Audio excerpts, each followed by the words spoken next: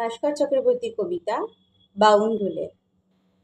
কে না ভুলতে চায় দারিদ্র আর লাঞ্ছনা আর নিঃসঙ্গতা। কথা কি, একটু বেপরোয়াও হয়ে গিয়েছিলাম আমি।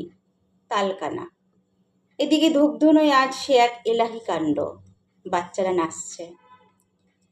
ধূপধুনো আর সন্ধ্যারতি আর কটু ধোঁয়ায় জ্বালা করছিল আমার চোখ। আড্ডায় বেরিয়ে পড়ার এটাই ছিল নির্ভুল সময়।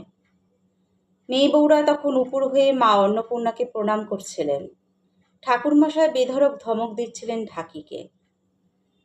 কাঁসর বাজাচ্ছিল যে ছোকরা, সে বেচারা ঢাকির ধমকে নাকাল। আমি কোনো টেলিফোন করিনি। পিউ চোরকাটা বাজছিল সালোয়ার থেকে। পিউর মা তাক লাগানো একটা শাড়ি পরে ঘুরছিলেন।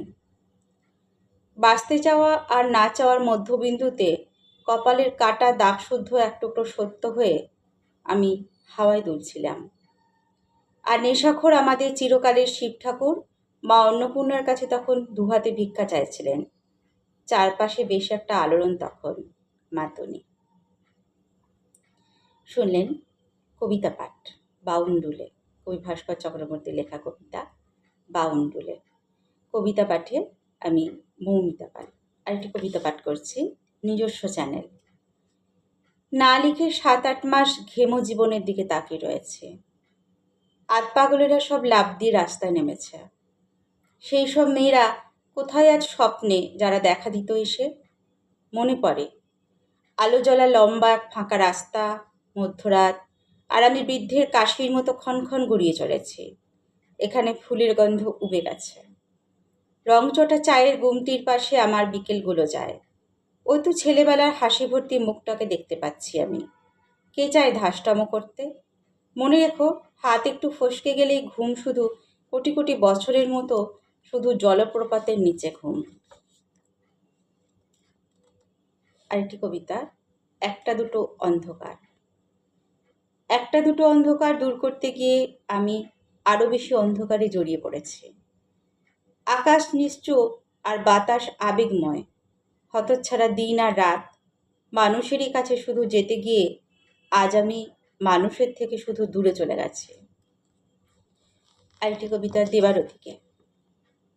চিঠি তো লেখাই হয় না, কোথাও টেলিফোন করতেও ভালো লাগে না আর।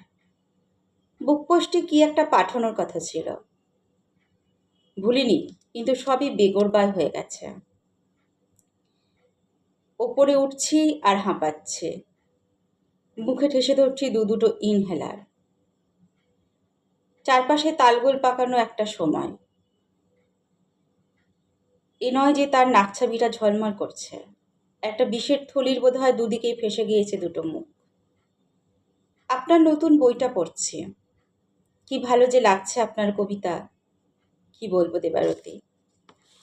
শুনলেন 3টি কবিতা পাঠ করলাম। বাউন্ডুলের নিজস্ব চ্যানেল, একটা দুটো অন্ধকার এবং দেবারতীকে 4টি কবিতা পাঠ করলাম ভাস্কর চক্রবর্তীর। আমি মৌমিতা পাল। নমস্কার।